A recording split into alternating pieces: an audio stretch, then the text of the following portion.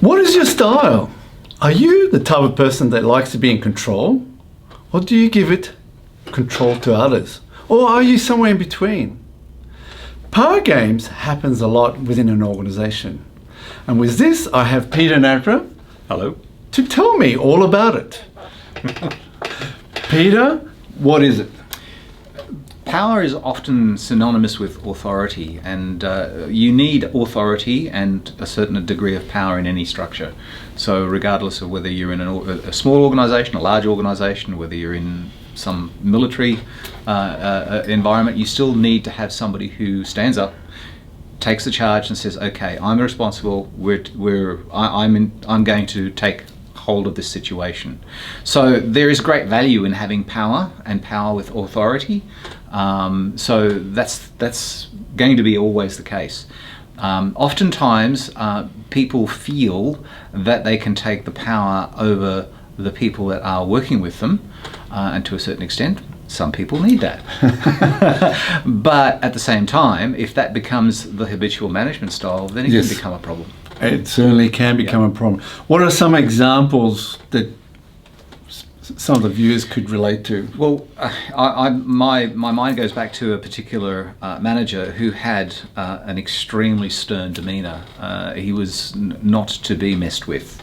Okay. And I think he ran about 15 staff with him who were deathly afraid of coming to him with problems, because the normal reaction from this manager was that if there was a problem, which happens, yes, this is life, this is business, there would be an immediate explosion, and the whole thing would be shut down, and the individuals had to then figure out how to handle that situation itself.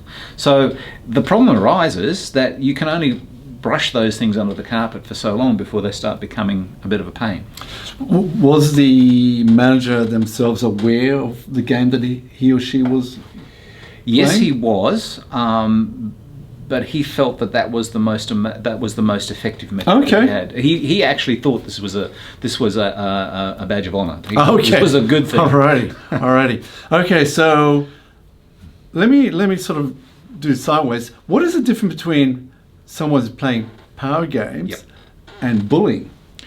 Very thin line. Very thin line. A power game has the ability to put people in a certain position. Colloquially we call it put somebody in their place. Yeah. And by rights, some people need to be put in their place. Yep. And a good manager will do that.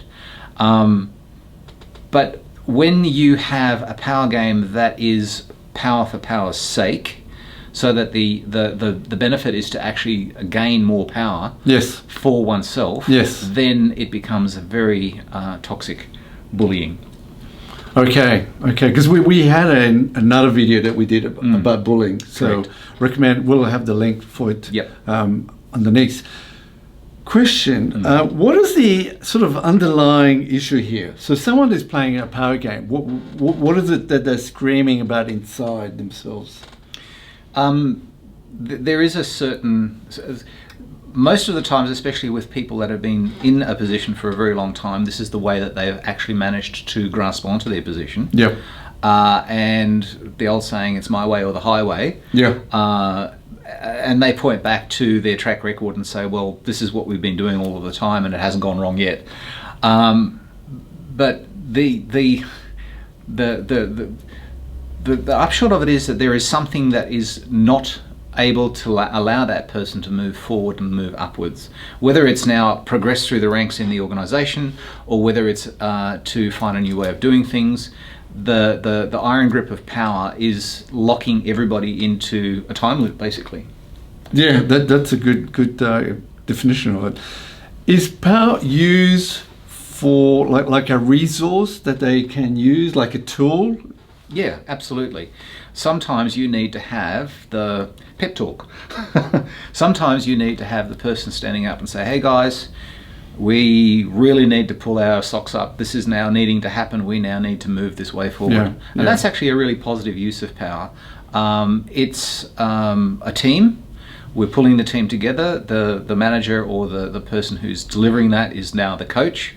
and they reset the goals for everybody. So that's a really positive way of using it. Yeah. From a negative context is that it can demotivate people a big time.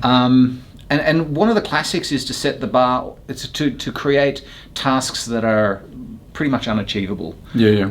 So if a demand is made of an individual or of a team that is just so unrealistic, and I know that we talk about big, hairy, audacious goals and all that sort of thing, which is wonderful. Yes. But there comes a point in time where you have to take smaller chunks, you have to take smaller bites to allow the team to evolve to the next level. You as a manager, or a manager, may have that big hairy goal, audacious goal, missed that bit, in mind, but is it palatable? Is your team able to rise to make that larger leap in that particular point in time? In which case, wisdom with power would mean that you would say to your team or to your individual, we're going to take it to this step, and we'll celebrate that step, and then we'll talk about it a bit further down the track. Cool. So we're talking about leadership. Okay, so there's a sort of thinking that in order to get leadership, you have to have power. Yep. Right. Yes. So someone's like, let's say, a CEO. You expect leadership, but when they start taking the power of that role and now forcing all their views and controlling, that becomes more of a managing rather than leadership. Yes. Right? So I suppose the question is, can someone reach out to leadership without, aspiring to have that power? Yes. Or they can't? Well, it's, to paraphrase, it's a bit of a chicken and egg situation. Which comes first, the leadership or the power? Correct. And a lot of people believe that by displaying power that they can then drag leadership behind them. And to a certain extent that works. The most effective power is when leadership is demonstrated and people will aspire to line up behind that person and say, this person has everybody's best intentions at heart, and we're going to strive together to make that work for them. Yeah. Where does the underlying base of a person who's playing power games, what gives them that ability to play such games? It's very easy to say, and it's also very probably a large part of it to say that there is some kind of feeling of internal inadequacy in that person. But that's not always the case either. I mean, that's a generality that is so wide open for interpretation, it's not funny. But in general, that there is a gain that is made or that is achieved or perceived, doesn't always happen, by somebody who says, okay, if I'm going to be this very authoritarian, very powerful person, then internally this is what I'm doing it for. Rightly or wrongly. Yes. And individuals are so diverse that it's very hard to generalize, but usually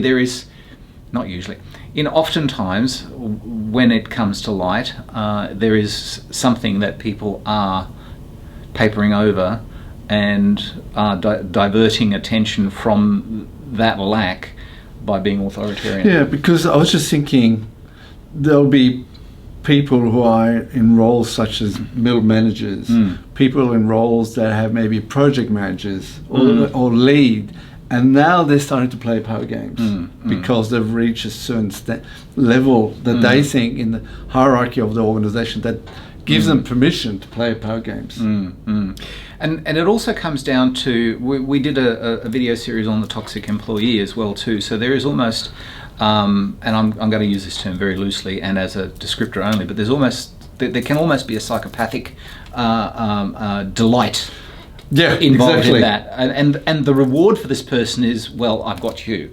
So again, I mean, I'm not using that as a specific example. I'm just saying these are possibilities that can be played, and it's a good video to watch, by the way. Yes, it is. Okay, so what is the downside from, let's say, let's call it the victim? Yep. So the person who's being played at. And then also, what's the overall potential downside for the organization? So for the individual, way back in my very early days, my manager used to joke at me, and they said, the beatings will continue until morale improves. Ah, okay. and that was a very tongue-in-cheek way of saying that if we treat people inadequately, they will respond and produce inadequately. Yes. What does that have as a consequence for the whole organisation? It's not achieving. The organisation as a whole is not achieving what it should. Correct. So finishing this topic, what is the key takeaway? The key takeaway is that as an individual, we only have control over what we can do. So whether you're in a power game situation and somebody's playing power games with you, let's take it from that perspective. Yeah. The things that you can do is to understand your ability to deal with that and possibly even get external help to deal with that. I mean, there's some very good organizations that can help you with that. And really recalibrate, that's the word I'm looking for, recalibrate your response to what's going on, because a lot of power games exist on knee-jerk reactions by the people that they're disempowering. So true. If you're constantly displaying a knee-jerk reaction, and this is only something that the individual can find out, you're actually feeding into that power game. So I love that. Oh, that's manna from heaven. But if you can look at your reaction and instead of going immediately into fight or flight or panic or whatever it is that it might be, and rationalize and change the way that you respond instead of reaction, then you may find that you can gradually change. Not necessarily the person that's being a power bully, but your response to it and the way that you go home at the end of the day feeling about it. Great. So with that, thank you. Thank you. Now, don't forget, the next video is all about victim, which is, you'll find it everywhere. Yes. Okay, now if you like this video, you'll also like this video, which is a book I just recently published called, what is it called? The Human Side of Cyber. And, beware of the peril that if you completely ignore it.